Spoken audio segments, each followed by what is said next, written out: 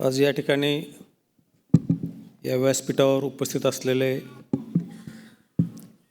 आदरणीय सन्माननीय मंत्री महोदय सर लोढा सर, ओमप्रकाश शेटे साहेब, विशाल पाटील साहेब, प्रसादजी काते साहेब, तुपकर साहेब, त्याचप्रमाणे या कार्यक्रमासाठी मोठ्या संख्येत उपस्थित असलेले सर्व बंधू भगिनींनो, संदीप काळे यांना मी नांदेडला DYSP असल्यापासून ओळखतो. त्यावेळेस ते सकाळमध्ये पत्रकार होते. अत्यंत हरहुन्नरी व्यक्तिमत्व आहे. नंतर बऱ्याच दिवसानंतर मध्ये गाठ झाली नव्हती. नंतर आता मरीन ड्राईव्हला वॉकिंग करताना म्हणजे त्याची नियमित दररोज भेट होते. तर त्यांनी जे उपक्रम सुरू केलेले आहेत, व्हॉइस ऑफ इंडिया, अत्यंत आत्ताच आपल्याला सांगितले खूप चांगला उपक्रम त्यांनी सुरू केलेला आहे. आणि सर्व पत्रकार बांधवासाठी ते नेहमी त्यांच्या कल्याणासाठी झटत असतात.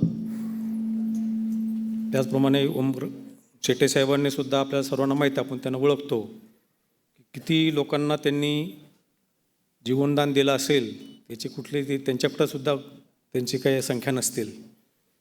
मी सुद्धा बऱ्याच वेळेस त्यांना कधी कोणाच्या अडचण असली तर फोन करतो. प्रत्येक वेळेस ते आता पण आणि मागच्या 14 ते 19 दरम्यानसुद्धा त्यांनी खूप मोठं काम केलेलं आहे आरोग्य सेवेमध्ये.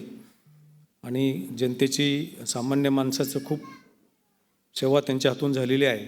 माननीय मुख्यमंत्री महोदयाच्या मार्गदर्शनाखाली व्हॉइस ऑफ इंडिया आज ज्या पत्रकार बांधवांचा आणि ज्या समाज बांधवांचा या ठिकाणी सत्कार होत आहे, त्या सर्वांचं मी अभिनंदन करतो.